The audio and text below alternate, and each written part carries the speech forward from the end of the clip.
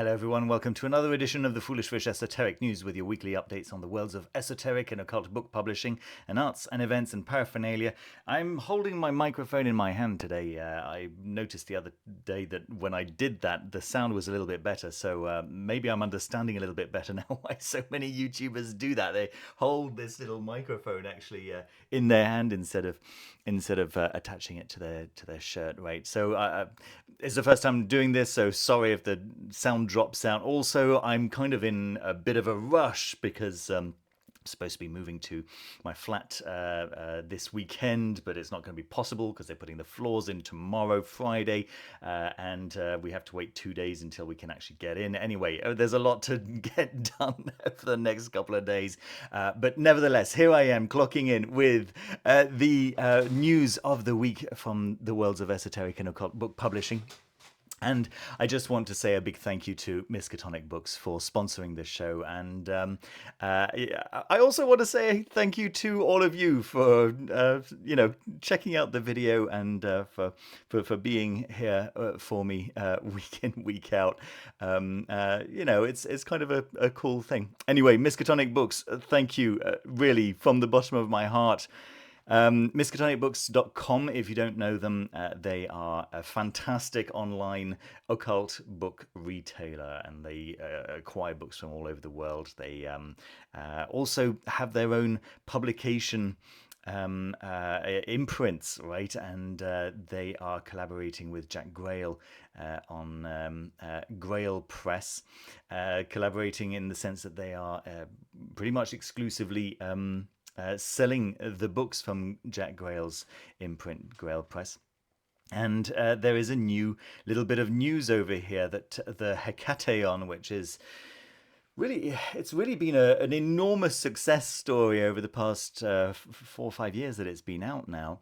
I think 2019 was I think that was the first edition. Anyway, it's been in and out of print because every time that a new run of however many hundreds and hundreds of copies get printed, they all sell out before they can even get printed, right? As soon as the pre-orders open, they all get sold out. So Jack Grail has decided to make the Hekataeon available as an unlimited hardback version for people who just struggle to get together the funds to buy second-hand versions of the book, because as soon as they do go on pre-order, they all get bought up and then they go into the second-hand market for like 5, 6, 7 times the original price. So this way you can actually get yourself a copy of the Hekataeon. Actually, I've got the page open already for $75, which is significantly less than than a copy from the second-hand market there. But I think that it's really very cool to see this going into an unlimited run, because there's such a demand for it, and with good reason. It's such a fantastic book. As opposed to the Hail Hekate course, which I can recommend to absolutely anyone and everyone. I think that the Hekataeon, at least on the surface, does appear at least to be a little bit more geared towards the practitioner who really wants a one-to-one relationship with Hekate, and it's designed like an introduction to Hekate, like an initiation into the mysteries of Hekate and to Hekate herself. So just a little warning there. However, if you are interested in the Hekate tradition, and if you're interested in Hekate, full stop actually, but maybe the course is out of reach financially or whatever, and you'd like to buy the book, you'll be able to see in my review that I did some time ago that the opening pages really are that initiation, but then the latter, I don't know, maybe 3/4 of the book actually is going into the the history and the practices and so on and so forth. So if you're just interested in Hekate, yes, the best way to go ahead is the course, but the book actually has plenty in there, as long as you're prepared for that first part to be that initiation that you can skip. Of course you can skip it, right? Just be aware that that's how the book is constructed. It's a very, very cool initiation process, really, really well thought out, and is the reason why it's been so popular. There we go. Right, let's move on to news from Anathema Publishing. Folks, there's been a little bit of a problem. It seems that at least 70 backers have not yet completed their order process. So that doesn't mean that the money hasn't been taken from people's accounts. The book has been paid for, but there is a second part to the Kickstarter process, which is that you have to confirm your address and you have to pay for the shipping. Now, maybe the shipping's already been paid for in your backing process. I think people who backed in the first few days, that actually happened. The shipping was taken, but you still have to confirm your order and confirm your address. That's the main thing to do. Right now, if you haven't received the email from Kickstarter, I'd suggest going into your spam folder and checking out there, because it will be an email from Kickstarter. And if you really can't find that email anywhere, just go into Kickstarter and have a look in my account, and then have a look in under the my backed projects and things like this, and just try to find the place where you can in fact just confirm your address, because yes, 70 backers who've not yet completed their order process, that's quite a lot still, and of course it would Anathema are trying to get everything finalized so that they can actually put the books into production, and I think that they're just worried that what they don't want is to put the books into production and then have people saying, "Hey, you never sent me my book," and not being able to refund or whatever, right? So that would really suck. So yes, if you did back the project and you saw the money come out of your account, but you have not yet confirmed your address, do go into your emails and look for any emails from Kickstarter. It'll be Kickstarter. I can't remember. Anyway, have a read of this whole thing, right? Pledge Manager. There we go. Pledge Manager. Just check out the entire update by Anathema. It's very well written, and it'll explain to you step by step exactly how to do the whole thing, right? So yes, no worries there. But yes, get onto it as soon as possible so that they can actually start putting those books into production. Actually, I say start, but continue the production process. There we go. All right. News from Atramentus Press, Being and Non-Being in Occult Experience, Volume 4, right, which has been announced for a little while now. Focused on Andrew Chumbley's work. I did a review of the first 3 volumes, so if you're not quite sure what this is, I do recommend going to check out that review that I did. And it's a work by Ian C. Edwards, essentially looking at the concepts of being and non-being and everything in between, right? The process of becoming and so on, from the lens of various occultists who have had a significant impact on the occult world over the past 150 years. Fascinating stuff, really, really cool stuff, and it's really nice to see this cover of Volume 4, which will, if I understand correctly, I think is going to be the final volume of 4 in this particular series, Being and Non-Being in Occult Experience. So yes, go and check out the MailChimp here by just clicking on the link and finding out all about it, everything you could possibly want to know. And that is going to be available. I can't remember. Soon, anyway, very soon. Which is cool. If not already. Will be available as a standard deluxe edition. Details regarding the editions on pre-orders will be announced in the coming weeks. There we go.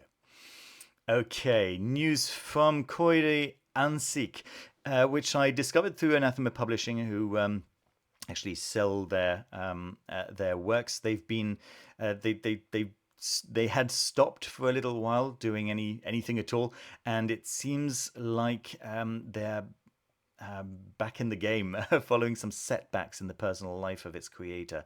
Coire Ansic will be returning in May of 2024, so that's really, really cool. I went over to their Etsy page. At the moment, there's really nothing there, but we can expect some new stuff in the near future. Okay, so let's have a quick look over here. Ike Baker has just announced a new book, which looks really nice. A Formless FIre, Rediscovering the Magical Traditions of the West, which will be out in a few months via Tria Prima Press. Once again, the incredibly talented Travis Lawrence. I've shown you Travis Lawrence's beautiful tarot deck in the past. Absolutely gorgeous woodcuts, right? Very beautiful artwork by Travis Lawrence. Has created something beautiful and unique with this piece. I'll be previewing more as we get closer to our summer release time frame. Stay tuned. That's exciting stuff from Ike Baker, and just wanted to show you what Tria Prima Press was. They seem to be focused on, let me see, Freemasonry and alchemy. I think that's essentially the angle here. The Grand Communication is one that I've talked to you about in the past, and there's a couple other cool books in their back catalogue there. So yeah, really nice stuff. I'll let you discover that at your leisure. Links in the description as always. And then got about 4 books that I spotted in Amazon. Some look like they have potential. I can't guarantee, in fact, any of these 4, but I can guarantee that it'll be worth your while having a look and deciding for yourself if it's something that you wish to take a chance on. This looked like something that maybe some of you might want to know about. The higher help method. Stop trying to manifest and let the universe guide you. There's potential there. Do you know what I mean? There's potential there for it to be great. There's also potential there for it to be absolutely awful. So yeah, hard to say. From spiritual teacher Tammy Mastroberti. Comes an indispensable guide for supercharging your manifestation practice with guidance from the universe. The whole, manifestation industry kind of, I don't love it, but it's, to be honest, it's a way of talking about a phenomenon, and that phenomenon is interesting to me. It's very interesting to me. So, sure, I'm happy to kind of work with other people's lexicons and ways of talking about a particular human experience. So fine, there could be something of use here. If you're struggling to see the changes you desire in life, no matter how hard you try to manifest them, it may be time to put down this stressful burden and try something new. Here is an easier way to create positive change. And it starts with no longer trying to do it alone. Instead, you can ask the universe for help and place it in charge to guide you. In theory, as I say, this could be really great for certain people, who don't already have this covered.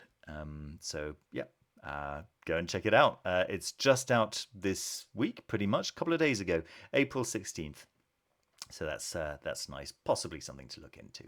All right, there's another one that's, I feel the same way. Like, could be good, could be awful, but worth mentioning so that you can make up your mind and take a risk if you wish to. This one came out on April the 9th. It's The Ritual Effect: From Habit to Ritual, Harness the Surprising Power of Everyday Actions.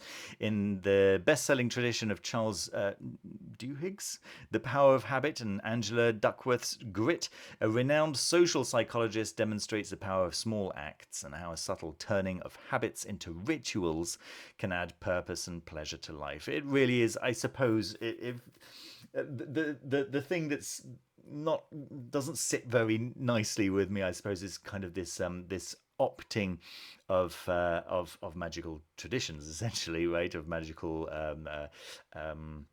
workings and so on, and kind of sanitizing the language. But on the other hand, that's what some people need, right? It's what some people will never touch anything that has the word magic in it. Some people will never touch, stuff that but just because of their upbringing, because of their background, because of their experience with this or the other religious organization, whatever it might be, right? And this gives them access to some of these ideas and concepts, and maybe it can be helpful for them, maybe it can be useful for them, and I'm all for that. That's fine by me. Our lives are filled with repetitive tasks meant to keep us on track, what we come to know as habits. Over time, these routines, for example brushing your teeth or putting on your right sock first, tend to be performed automatically, but we're more mindful about these actions when we focus on the precise way that they are performed. They can instead become rituals. Shifting from a habitual mindset to a ritual mindset can convert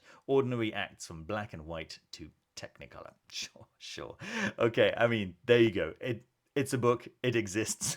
If that sounds interesting to you, it sounds like it's potentially interesting to me. Then it's you know where to find it. Links down in the description as always. This one, okay. This one I'm kind of possibly into. So this is out on April 8th. So about 10 days ago, a contemporary guide to Espiritismo for today's diasporic spiritualists. So a contemporary guide to Espiritismo for today's diasporic spiritualist offers a comprehensive exploration of Espiritismo, a spiritual tradition rooted in the fusion of African, indigenous, and European influences, delving into the history, practices, and principles of Espiritismo. This book provides readers with a practical roadmap for incorporating Espiritismo in their modern-day spiritual journey, from understanding the significance of the Boveda to harnessing the power of ancestral connections. Each chapter offers valuable insight and practical advice for navigating the complexities of Espiritismo. Whether you're a novice seeking to explore the Espiritismo for the first time, or a seasoned practitioner looking to deepen your understanding, this guide serves as an invaluable resource for anyone seeking spiritual enlightenment and connection in today's world. I think that's clearly aimed more specifically at a readership that includes people like me and probably you, more explicitly, right? More obviously.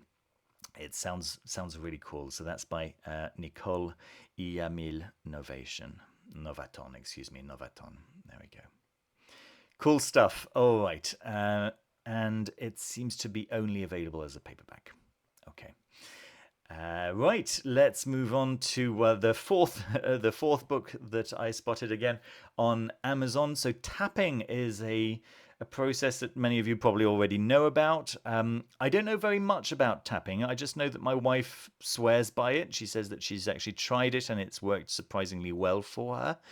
Self-healing with the transformative power of energy psychology, a lucid guide to energy psychology that demonstrate techniques and procedures that can bring about remarkably rapid changes in the way people feel and move through the world. It sounds interesting. I'm always interested in the wider than physiological responses to physiological input, right?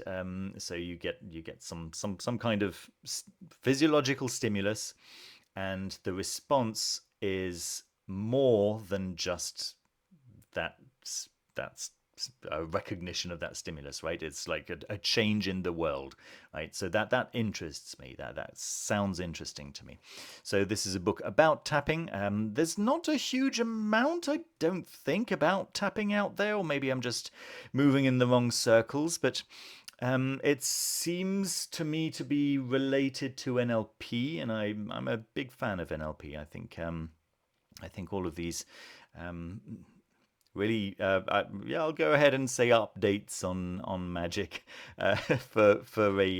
for a secular modern world. I find them interesting. I find that there is in fact value there. Okay, so there we go. Tapping. A few bits of news here. So Matthew Venus, Spiritus Arcanum is offering an online workshop on April 20th. I think that's on Saturday, so I'm recording this on Thursday 18th. Many of you watching on Friday 19th will still have some time to check this out. So in this discussion, we'll explore the art of magical oil crafting. Sounds interesting, right? Anointed and verdant on the crafting and use of Enspirited magical oils. While touching upon familiar topics such as planetary considerations and scent profiles, we'll continue into discussing the world of oil crafting as conjuration. In this, we approach oil crafting under the patronage or even as the earthly expression of a spirit. Such work will be envisioned through an animist lens of allying with and conjuring forth the spirits of plants, animals, minerals, and memory towards creating a dynamic, effective, and incredibly personal magical formula. Sounds interesting, right? Potentially interesting. So there's a link down here which I will leave in the description for you. I think it's simply it's modernwitchuniversity.com official witches Sabbat. There we go. Yeah, I hadn't clicked on this. This looks cool. Possibly something to look into. There we go. Double event. Okay, I'll leave that in the links down in the description, of course. All right, news from Steve Savedow, who is apologizing for the delay with his latest book, but it is now scheduled to be open for pre-orders in September 2024. The Book of Shadows or the Book of Spirits. So this is a book that was published in 1976 in Italian, and Steve Savedow is providing a translation for us. Sounds interesting, featuring full-color portraits of the 7 Archangels by Pierini, to be available in hardcover, paperback, and ebook. And you can read a full description of this upcoming book. So this isn't available yet. It's hasn't even been fully announced for a pre-order or anything like this. Just Steve letting us know what he's currently working on. It sounds really kind of cool. The text is straightforward with no nonsense, specific and detail-oriented practical techniques, derivative of the classical medieval instructional works. As stated earlier, it draws mainly from the traditional grimoire texts, being Book of the Sacred Magic of Abramelin the Mage, Key of Solomon the King, and Hekataeon. There we go. And Arbatel. So plenty of very good stuff. And we got a table of contents here as well. So yes, I'll link to that post from Steve Savedow, so you can check out the entire post. Very exciting indeed. There we go. We've got news from Hollythorn Press, who have also announced a book for the month of May, so just next month. A Path to the Grail by Dion Fortune and Christian Gilson. So this is interesting. Dion Fortune, who's probably best known for her involvement with the Theosophy movement, but let me see. This groundbreaking study of Dion Fortune's Guild of the Master Jesus, which is something I didn't know about, includes the Liturgy of the Guild, 16 explanatory articles by Dion Fortune, an accompanying series of commentaries by Gilson, and other essays. Drawing on his unique access to the archives of the Society of the Inner Light, he shows that the Guild was intended to be a church of initiates, yet also a radically inclusive form of mysticism for the Aquarian Age. I'm fascinated. I really want to know more. So that's coming out in May. I showed you last week, I think. Was it last week? Maybe the week before? I think it was last week. The entire upcoming, maybe it was a long time ago.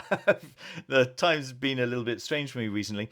But I showed you a long list of very, very exciting publications announced by Hollythorn Press in the very near future, just for 2024. And boy, I'm just excited for every single one of them. Very, very cool stuff from Hollythorn Press. All right, let's move on to the Occult Library. Daniel Yates created the Occult Library some time ago. I told you about it at the time that he was doing it. So this is essentially an online resource where you can find out about authors, publishers, publications, and is just supposed to be a useful resource for people who are interested in occult books. There we go. And he very kindly wrote a segment for the Foolish Fish channel last week. So that was very, very sweet. You can see that I'm in very, very good company there. Some very cool names that you can see. And he's just written the sweetest write-up for Denis Poisson and the Foolish Fish YouTube channel. I'm very grateful, Daniel. This is very, very sweet. I really enjoyed reading it as well because it's accurate, which which is really nice. Possibly no, no, no, yeah, yes, no, yes, yes. Possibly a little note is that the interview from Bibliosophia was mentioned, which is really awesome. I loved that interview. I wonder if it could be cool to include a link to the Glitch Bottle interview as well, for which I have a particular fondness. Just a just a suggestion. I'm certainly not going to tell you how to do your job. I think that your write up was absolutely wonderful. I'm very honoured. It's very, very cool. Thank you, Daniel. And then here we go. The Magical Egypt is collaborating with Bernhard. Right, I always have trouble with Bernhard's name. Bernhard Reicher. Let me. This is awful. Come on, where are you? No, just Bernhard. Oh, Reicher. Here we go, Reicher. Who is just an awesome magician who is particularly interested in the realm of imagination and its use in magic. And I had a really nice conversation with him about the inner palace, right? You remember possibly I did a couple of videos where I was giving you viewers just a guided meditation on creating an inner palace for the purpose of magical working. And Bernhard Reicher is an expert in exactly that, right? Very, very cool stuff. There is a two-part could say class, I guess, right? The first one is free, happening on YouTube on April 20th. So that's again on Saturday. Recording this on Thursday, 18th of April, once again. And the second part is a paid part, which will happen 10 days later on April 30th. April 30th is Tuesday. Okay, Tuesday of the following week.